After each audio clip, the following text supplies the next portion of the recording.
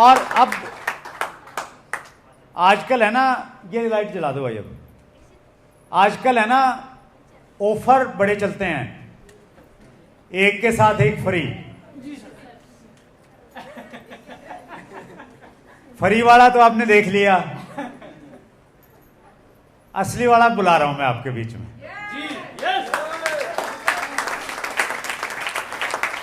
तो जोरदार तालियों के बीच second generation of RCM mister Vishal वत्स।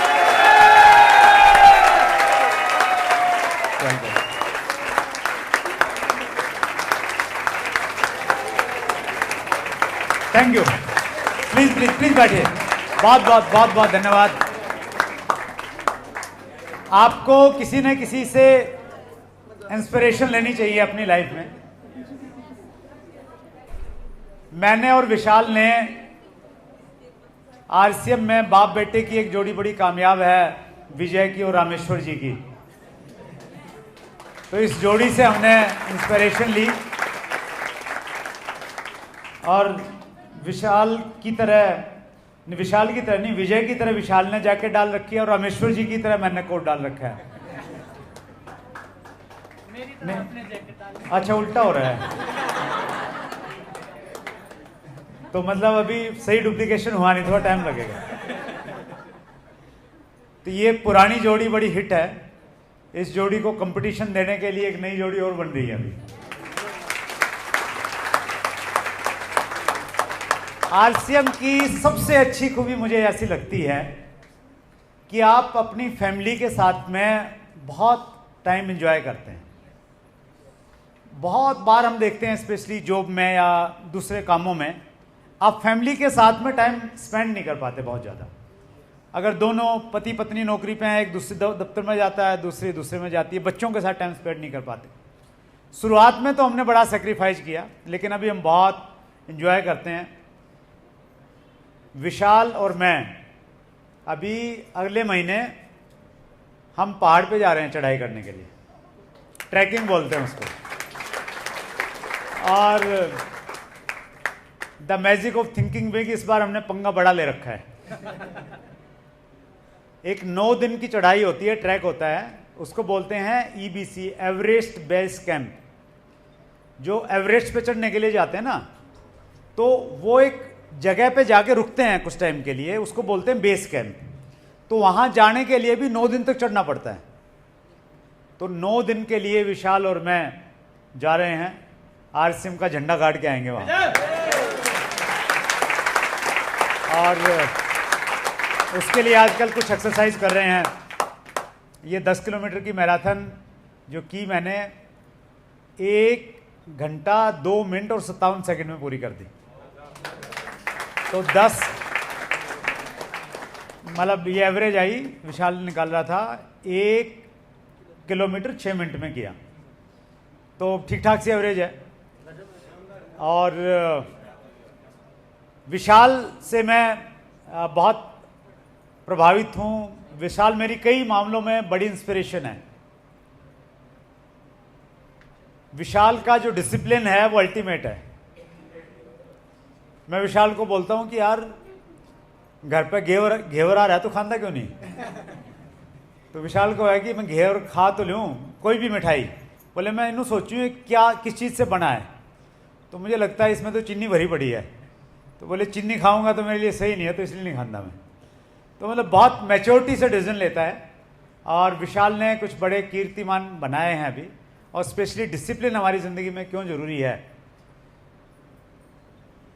वो विशाल बताएंगे। और मैं हमेशा इस चीज़ में विश्वास करता हूँ कि जब तक आप कोई भी काम खुद नहीं करते हैं तो आप किसी को बताने के हकदार नहीं हैं। जब आप खुद कर रहे हैं ना, तो बताइए आप, तो आपको नैतिक अधिकार है उसको बताने का। और विशाल ने खुद एक ज़िंदगी जी है, आप भी कैसे उसको अपनी ज़िंदगी में अपना सकते हैं। तो जोरदार तालियों के बीच सेकंड जनरेशन ऑफ आरसीएम।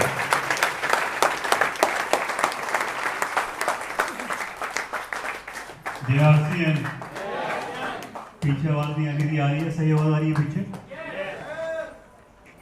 नाम विशाल वत्स, उम्र 27 साल, और पिछले 24 साल से इस खूबसूरत सिस्टम आरसीएम सिस्टम का हिस्सा हूँ।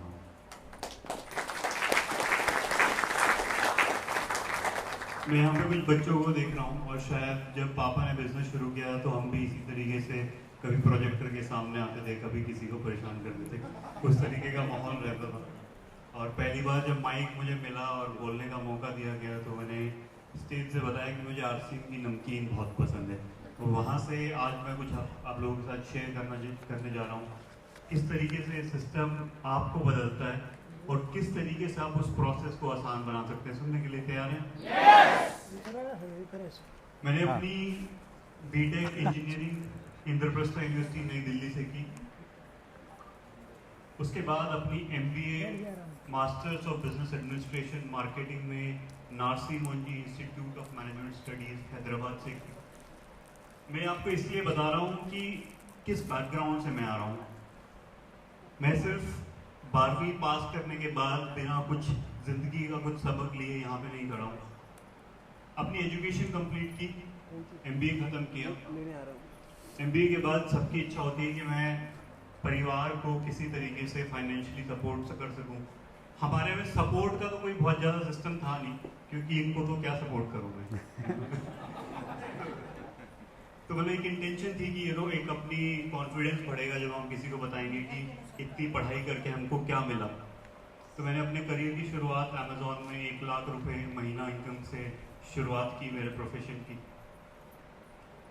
उसके बाद जब मैंने 1 साल अमेजोन जैसी बड़ी कंपनी में काम किया और ऐसे ऐसे लोगों के साथ काम किया जो 8-10 साल से उन कंपनियों में वैसे कॉर्पोरेट के करियर्स में काम कर रहे थे, और जब मैंने वो जिंदगी देखी तो मैं कहीं भी अपने किसी भी मैनेजर या मैनेजर के मैनेजर 3-4 मैनेजर ऊपर पे किसी को देख के मुझे ये नहीं लगता था कि शायद मुझे ऐसा बनना है। हमेशा यही फीलिंग आती थी कि ना तो इनके पास घर वालों के लिए टाइम है, ना अपने लिए टाइम है।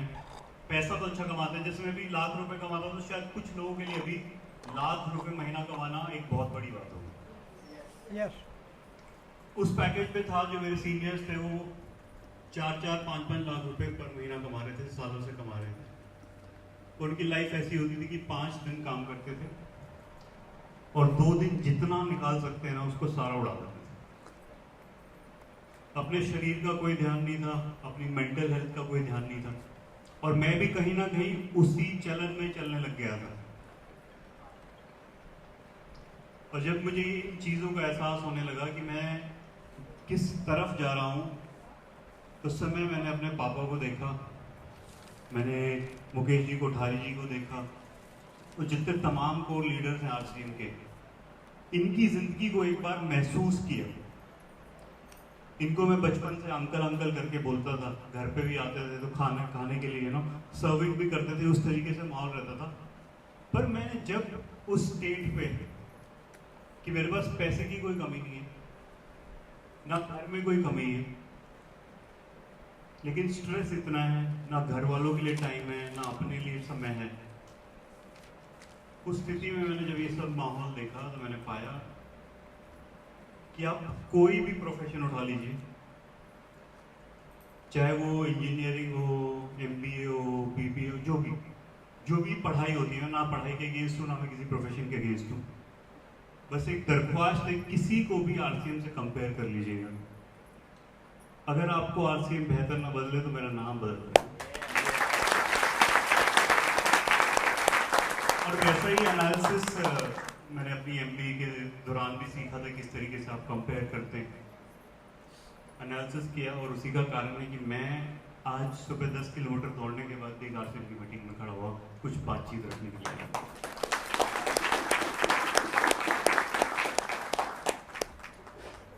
अभी पापा बता रहे थे कि कुछ डिसिप्लिन की बात करेंगे।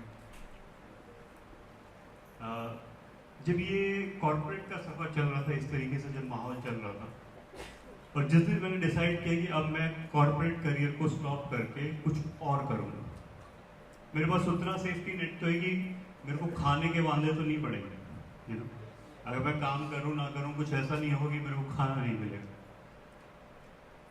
वहाँ से जब मैंने देखना शुरू किया, कंपेयर करना शुरू किया, तो मुझे ये तो समझ आ गया कि चाहे मेरे वो दोस्त हों सोसाइटी में, जिस सोसाइटी में अभी रहते हैं वो गुड़गांव की one of the best society है, उससे लग्जरी सोसाइटी बहुत कम, टॉप 5-6 कैटेगरीज में आती होगी सोसाइटी जो जिसमें हम रहते हैं।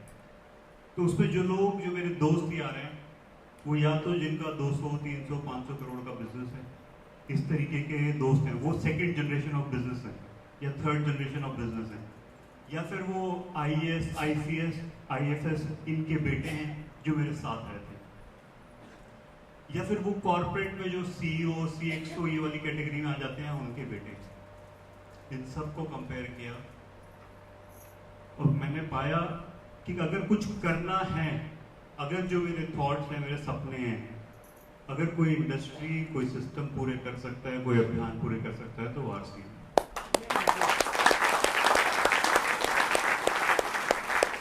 और मैं अपनी बात रखूं उससे पहले आप सबके सामने, स्पेशली जो नए लोग हैं और उनमें भी जो 18 से 36 साल की उम्र के, जिनसे जो मुझसे ज़्यादा रिलेट कर सकते हैं, जिनसे मैं ज़्यादा रिलेट करता हूँ, आपको भी स्टेज से बताया गया कि कुछ सिस्टम है, कोई अभियान है जिसका नाम RCM है, जिसके माध्यम से इन्होंने इतने लेवल पे ऊपर आए हैं, इतना पैसा कमाया है, इतनी लाइफस्टाइल जिया है। अगर आपके पास आपकी करंट सिचुएशन में कोई और ऑप्शन है जिससे आप वो सब पा सकते हैं, तो गिव इट अ ट्राई, उसे करने की कोशिश कीजिए। अपने आप से सवाल पूछिए, क्या आपके पास कोई ऐसा और विकल्प है जिसमें आपका टाइम हो, आपकी टीम हो और आपका काम करने का तरीका हो? अगर ऐसा कोई मिल जाए तो उसे कर लेना, बट मेरी गारंटी ऐसा कोई सिस्टम नहीं है जो आपको मिल जाए जो ये सब चीजें आपको एक साथ दे सकता है। तो इस सवाल में चाहता हूं आप अपने आप से जरूर पूछें, क्योंकि शायद आपको जबरदस्ती से ला लिया होगा, इधर बिठा दिया होगा और आपके दिमाग में शायद ये चल रहा होगा कि यार ये खत्म कब होगा, इतनी देर से आ रहे हैं, कुछ यहाँ पे बताया गया, ये भी बताने। और मैंने वैसा देखा जो नए लोग हैं, थोड़ा इंटरेस्ट कम हो रहा है। पर आप सीरियसली अपने आप से सवाल पूछ के देखिए कि आपको हरियाणा रोहतक में ऐसा कौन सा इवेंट दिखेगा जिसके अंदर 40% पुरुष और 60% महिलाएं बैठे।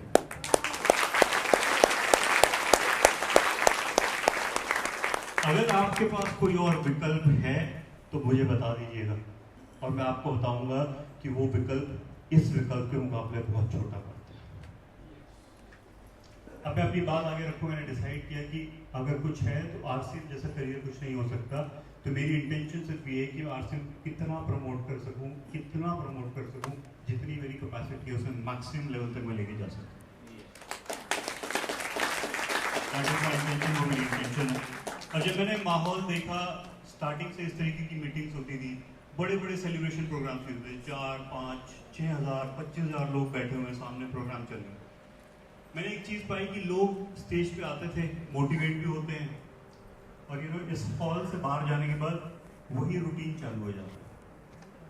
यहाँ से शायद जब गोल्स की बात होती है, किसी भी चीज़ की एजुकेशन की बात होती है, यहाँ से बहुत उत्साहित होकर निकलते हैं, लेकिन बाहर जाके ठंडे पड़ जाते हैं।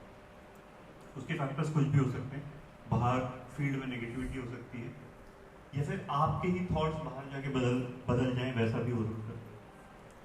और मैंने जब इस चीज को देखा कि सबसे बड़ा इशू जो अपने लोगों में हो रहा है ना, माहौल बन रहा है, सब चीजें हो रही हैं, लेकिन इस हॉल से जाते ही सब खत्म हो जाता है। And that's when I realize कि जो लोग अपनी इंडस्ट्री में, अपनी कोर टीम में जो आज लोग हैं, वो किस कारण की वजह से वहां पे हैं। वो इस कारण की वजह से कि जब इस हॉल से बाहर निकले ना, तो उन्होंने वो उत्साह आगे 50 लोगों में ट्रांसफर कर दिया, किसी 1-2 वजह से बैठ नहीं गए।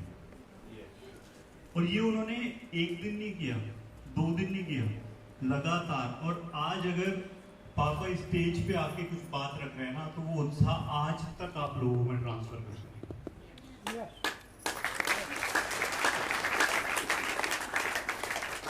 उसके अलावा पापा ने आपको बताया कुछ प्रोस्पेक्टिंग करनी है, लोगों से मिलना है, अपॉइंटमेंट्स लेनी है।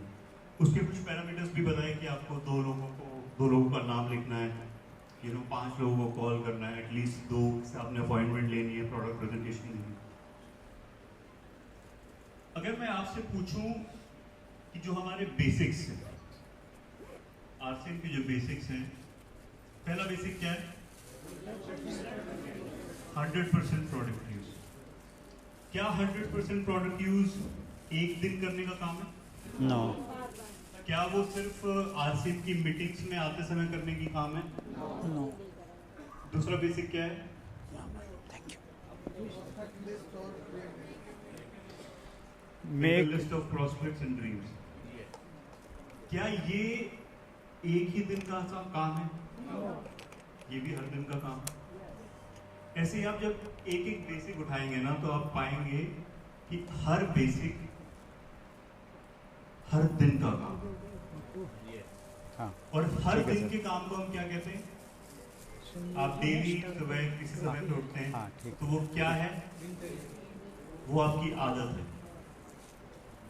जो ये बेसिक्स ऑफ आरसीएम है ना, जब तक ये आदत में नहीं आएंगे, वो दो लोगों के नाम अगर कंसिस्टेंटली नहीं लिखे जाएंगे आगे आने वाले हर दिन, तब तो कुछ बड़ा नहीं होगा। तब तक यही होगा कि हम माहौल में बैठेंगे, उत्साहित होंगे, और फिर बाहर जाते ही हुए सब राइट आइफिस। तो जो भी यहाँ बताया गया है वो बहुत जरूरी है कि उसको हम डिसिप्लिन में डाल के आगे इंप्लीमेंट कर पाए। जो बताया जा रहा है ना, उसको हम कंसिस्टेंटली कर पाए। क्या मानते हैं कि वो होगा तभी कुछ होगा? यस। तो बस एक स्टोरी, अपना बैकग्राउंड थोड़ा शेयर करना चाहता हूँ कि मैं क्यों डिसिप्लिन के बारे में आप सबसे बात कर रही हूँ। मैंने जब आपको ये अमेजोन का फेस बताया, अमेजोन से मैंने नौकरी छोड़ी, मेरा पेट यहाँ तक था, मेरे आंखों के नीचे यहाँ तक काले घेरे थे, क्योंकि बीच में मैं यूएस मार्केट प्लेस के लिए काम कर रहा था, रात की शिफ्ट हुआ करती थी, और मेरे पास कोई टाइम नहीं था अपने लिए, फुल फिजिकल हेल्थ, हमेशा मैं जिम जाना का शौकीन रहा हूँ, तो वो सब रहता था, वो सब everything went for a toss. और जब मैंने उस पर नज़र लगाई, तो मैंने अपने आप को एक चैलेंज दिया। जैसे आप इस मीटिंग में बैठ के वक्त सर को सुन के कहते होंगे भी डायमंड बनूंगा, बोलते हैं ना, अभी वक्त सर ने मैं भी जा रहा हूँ, मैं भी कर रहा हूँ, मैं भी डायमंड बनूंगा, ये सब करवाया ना। और कहीं ना कहीं जब 3 बार बुलवाया ना, तो दिल से आवाज आई कि हाँ हो सकता है। यस। और जब मेरी वो वाली स्थिति थी, तो मैंने कहा कि यार आई हैव टू फोकस, एक जगह पे फोकस करना पड़ेगा। और उस समय मैंने अपने आप से कमिट किया, जैसे शायद आपने अभी अपने आप से कमिट किया होगा। कमिटमेंट के रास्ते आपको पता चल गए, बेसिक्स हैं, कंसिस्टेंटली 2, 5, 3, जिस तरीके से उन्होंने सेगमेंट्स बताए, सिर्फ वही करना है, वही उन्होंने किया, इसलिए सक्सेस हो गई।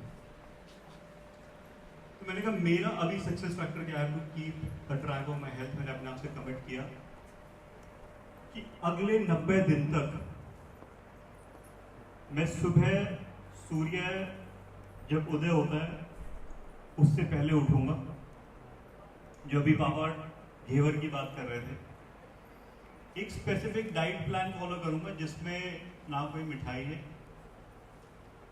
ना उसमें नमक बहुत ज्यादा है। ये शायद कुछ लोगों के लिए समस्याएं तब आती हैं जब उनको डॉक्टर कह देता है कि भाई मीठा नहीं खा सकते आप, यस। या फिर जब बता देता है कि आप नमक का खाना नहीं खा सकते, बीपी आपका बढ़ा हुआ है। मेरे साथ ऐसा कुछ था नहीं, पर मैंने अपने आप से कमिट किया।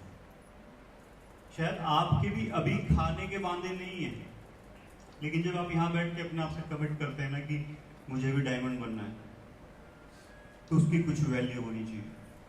तो मैंने अपने आप से कमिट किया कि मैं सुबह सूरज से पहले उठूंगा, एक डाइट प्लान फॉलो करूंगा, डेली 1 घंटा वर्कआउट करूंगा, डेली आधा घंटा एटलीस्ट मैं कोई स्पोर्ट्स खेलूंगा, 1 घंटे में ध्यान करूंगा, और सूर्य अस्त के बाद खाना बंद कर दूंगा। और ये पता है कौन आदमी सोच रहा है? जो अभी सुबह 11 बजे उठता है, जो रात को 12 बजे के बाद अपना किचन में जाके आरसीएम की भुजिया का पैकेट खाता है। ये वो आदमी का ख्याल है। वैसी कमिटमेंट उस दौरान मैंने अपने आप से कमिटमेंट की, और मैंने वो कमिटमेंट पूरी की। और शायद कुछ लोग जैसे सरवन सर ने वो पूरा फॉलो किया वो वाला फेज। तो मैं हर दिन एक वीडियो बनाया करता था, इंस्टाग्राम फेसबुक पर डाला करता था कि आज का मेरा दिन कैसा रहा। और ये वो राम राम भाई भाई सारा ने उससे पहले की बात है। ऐसा नहीं कि मोटिवेट होकर कुछ कर ली, मैंने अपने आप से कमिटमेंट की और 120 दिन तक ये सब चीजें की, और उस दिन मैंने क्या सीखा वो मैंने शेयर किया। आप में से ऐसे कितने लोग हैं जितने ने अपने आप से कमिटमेंट किया हो कि मैं जिम जाऊंगा या मैं अपनी हेल्थ पे ध्यान दूंगा? क्या दे पा रहे हैं आज तक? जितनी आप कमिटमेंट करते हैं जल्दी उससे पहले छोड़ देते हैं। कितनों ने ड्रीम बनाया होगा कि पतला होगा, यू नो, 6 पैक एब्स बनाएंगे, पर ज्यादा के दिख नहीं रहे हैं। So, हम कमिटमेंट कर देते हैं ऐसे माहौल में बैठ के। तो ऐसे मैंने कमिटमेंट की एंड इसीलिए मैं शायद इसके बारे में बात कर सकता हूँ। उसके बाद जब एक और मैं अपनी स्टोरी शेयर करना चाहूंगा। अभी हाल ही में महीना 2 महीना पहले सावन आया था। सावन का व्रत रखते हैं सब? कोई रखता है व्रत? थोड़ा कठिन हो जाता है ना, मतलब थोड़ी दिक्कत तो होती है कि खाना नहीं खा रहे हैं, पूरा 24 घंटे हो गए हैं। और बीच में फ्रूट खाते हैं क्या? सावन के व्रत में फ्रूट खाते हैं? खाते हैं। हाँ, तो बड़ा उस समय भी कमिटमेंट करते हैं ना अपने आप से, भगवान से, कि आज मैं तेरे लिए कुछ नहीं खाऊंगी, नहीं खाऊंगा, है ना, मेरी ये मन्नत पूरी कर रहे हैं। तो मैंने एक और कमिटमेंट अपने आप से की, और वो नॉर्मल फास्टिंग की कमिटमेंट नहीं थी कि मैं एक दिन ऊपर वाले को, घर वालों को, किसी को खुश करने के लिए कुछ कर रहा हूँ। मैंने अपने आप से कमिट किया कि विशाल, कौन सी एक ऐसी चीज है जो तू बचपन से करता आ रहा है और आज तक, तुम्हारी 27 साल तक में आज तक एक भी दिन ऐसा नहीं है जब तुमने वो ना किया हो। तो मैंने पाया कि मैं पिछले 27 साल से डेली कुछ ना कुछ खा तो रहा हूं, और मैंने अपने आप से कमिटमेंट किया कि मैं 7 दिन तक सिर्फ पानी पे रहूंगा।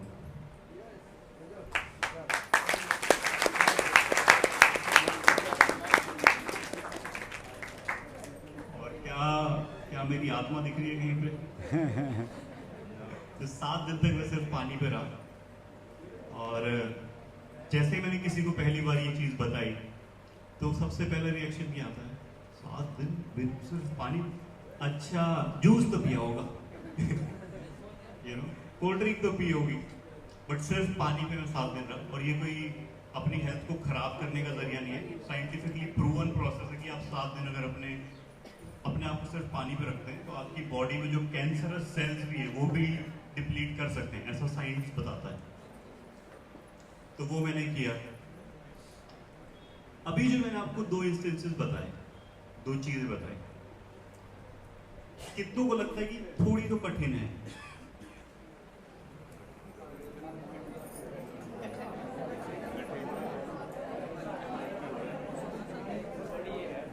और कितनों को ये लगता है कि शायद हम किसी भी स्थिति में आके ऐसी कमिटमेंट अगर गलती से भी कर दें तो शायद नहीं हो पाएगा? मुश्किल तो लगता है। तो फिर ये आपके हाथ मुझे बता रहे हैं कि शायद मैं शेयर कर सकता हूँ कि किस तरीके से मैंने किसी चीज को कमिट करके उसको फॉलो थ्रू लास्ट तक किया, और किस तरीके से जो आपने आज यहाँ कमिटमेंट लिया है वत्सर की प्रेजेंस में कि आपको डायमंड जाना है, या फिर जो उन्होंने आपको गाइडेंस दी, वो आप कैसे कर सकते हैं जानने के लिए उत्सुक है। ज्यादा समय नहीं लूंगा, सिर्फ 2 चीजें बताऊंगा। जो भी आप आज यहाँ कमिट कर रहे हैं, और ये चीज मैंने मतलब हजारों ट्रेनरों से भी सुनी हुई है, आज जो आप कमिटमेंट कर रहे हैं ना, अपना दिल खोल के अपने अपलाइन के सामने रख दीजिए, क्योंकि उन्होंने आपके ड्रीम्स भी देखे हुए हैं, वो आपकी नब्ज भी समझते हैं। और मैं अपनी भाषा में ना इसको बोलता हूं अकाउंटेबिलिटी पार्टनर। अकाउंटेबिलिटी पार्टनर का मतलब है कि वो एक बंदा, मतलब एक फीमेल, एक पुरुष, एक महिला, जो रात को एटलीस्ट दिन खत्म होगा जब भी आपको फोन करेगा और कहेगा हुआ कि नहीं हुआ, क्या कहेगा, हुआ कि नहीं हुआ। जो वत्सर ने यहाँ पे चीजें बताई, लेट्स से 2 लोगों का नाम लिखना है, ठीक है, या 5 लोगों की प्रोस्पेक्टिंग करनी है, तो आपको पहले अपने अपलाइन के सामने जग जाहिर कर देना है कि मैंने वत्सर को देखा, मेरे मन में ये ख्याल है, जो उनके पास है मुझे भी चाहिए, ऐसा ही कुछ महसूस कर रहे होंगे शायद। और ये यहाँ पे मैं स्ट्रगल फेस करता हूँ, यहाँ पे समस्या आई बच्चे की फी नहीं हो पा रही, और बेहतर स्कूल में नहीं लेके जा पा रही। जो आपके इमोशंस है ना, वो जग जाहिर कर दीजिए।